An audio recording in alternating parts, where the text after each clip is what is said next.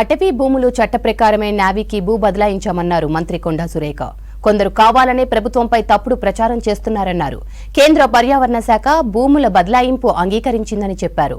గత ప్రభుత్వంలో భారీగా అటవీ భూములు ఆక్రమణకు గురయ్యాయన్నారు మంత్రి కొండా సురేఖ. రిజర్వ్ ఫారెస్ట్ లో మేము సంతకం చేసి నేవీ VLF సెంటర్ ఏర్పాటుకు మా ప్రభుత్వం నుంచి పర్మిషన్ ఇచ్చాము. అక్కడ అడవులన్నీ కూడా కొట్టివేయడానికి, అక్కడ గాలి, నీరు, భూగర్భ జలాలు కలుషితమైపోతాయని చెప్పి చుట్టుపక్కల ఒక 30 గ్రామాలను కూడా ఖాళీ చేయించాల్సిన పరిస్థితి వస్తుందని, పుట్టబోయే బిడ్డలకు కూడా క్యాన్సరు ఇంకా ఇతరత్ర జన్మతోటే కొన్ని జబ్బులు వచ్చేటువంటి అవకాశం ఉందని చెప్పడము, ఈ విధంగా కొన్ని జీవరాశులు అంతమైపోతాయి, మరి పక్షులు అంతమైపోతాయి.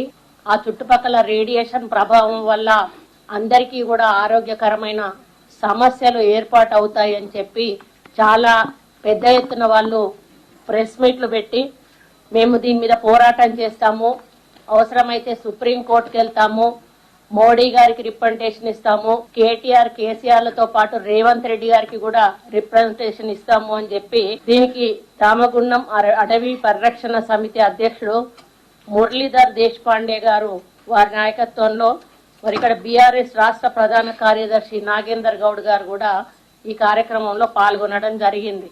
అసలు దీని పుట్టు పూర్వోత్తరాలన్నీ కూడా TRS పార్టీ అధికారంలోకి ఉన్నప్పుడు కేంద్రం నుంచి అన్ని రకాల ఫైల్స్ మూవ్ అయ్యి పైకి కిందికి వెళ్తూ అన్ని నిర్ణయాలు తీసుకొని వాళ్ళు ఒప్పుకొని గత ప్రభుత్వము 138 కోట్ల రూపాయలు కూడా కట్టించుకొని కేవలం ఒక 18 కోట్ల రూపాయలు మాత్రం మిగిలి ఉండి లాస్ట్ 3rd ఫేజ్ ఏదైతే ఉందో సంతకం పెడితే జీవో ఇష్యూ అయ్యే సమయంలో KCR గారు ఫైల్ మేము సంతకం పెట్టాలంటే అక్కడ సెక్రటేరియట్ కట్టడానికి బైసన్ పోలో గ్రౌండ్ డబ్బులు తీసుకున్నారు, ఫస్ట్ ఫేజ్ తీసుకున్నారు.